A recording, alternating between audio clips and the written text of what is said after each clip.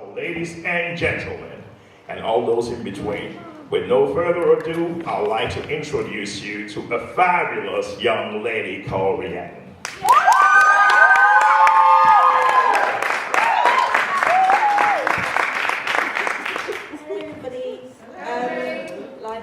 My name is Rhiannan Ashley.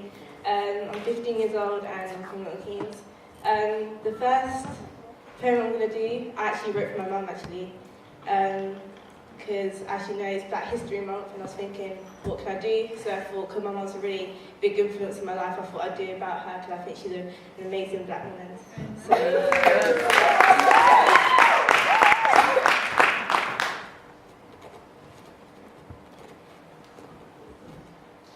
Sometimes I've wondered if you can tell that my smile is a facade, a mask that I'm tired of wearing. So when you told me that I have a nice smile and I closed my eyes for 0.17 seconds, I had made up my mind that hide and seek was my favourite game. Because it seemed like I was always hiding from the truth, but seekers were some kind of formula to be happy. So does that make me a juxtaposition to reality? See, sometimes I've wondered if there are still pieces of my soul wrapped tightly around your ribcage, because recently I haven't felt whole, and holes are swallowing up my acid and my shame, and my pain is sitting at the bottom of my stomach waiting for some kind of company. So when I told you this, see, as the words were slowly coming out of my mouth, I felt like I was tripping over my lace just at a race, just before the finish line. And I told you I was sad. And you looked at me, and you lifted my chin and told me that everything was going to be okay. And realized that you, Mama, you are my lighthouse. You are my lighthouse. So, Mum, when you told me that I was a Black queen, I couldn't argue with you because I knew that in my family and in my heritage was royalty. Because you are my Black queen, and when my heart was broken, and when he broke my heart, you didn't say a word. Although you could see the cracks and the gaps in my heart, and doing so you got blood on your hands, but you didn't say a word, because I can count on you to go to your room and pray and pray and pray. When my heart was cold, you took the ice out of my heart. You took the ice out of my heart, and you prayed and you prayed and you prayed for God to take the ice out of my heart, because Mum, I knew from the start that you are the Black queen. You are my Black queen. Thank you.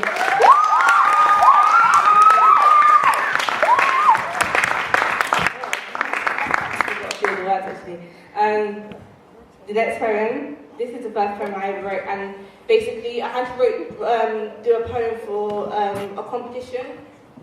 And also the topic was love, and obviously I've never been in love before, so it was quite hard. But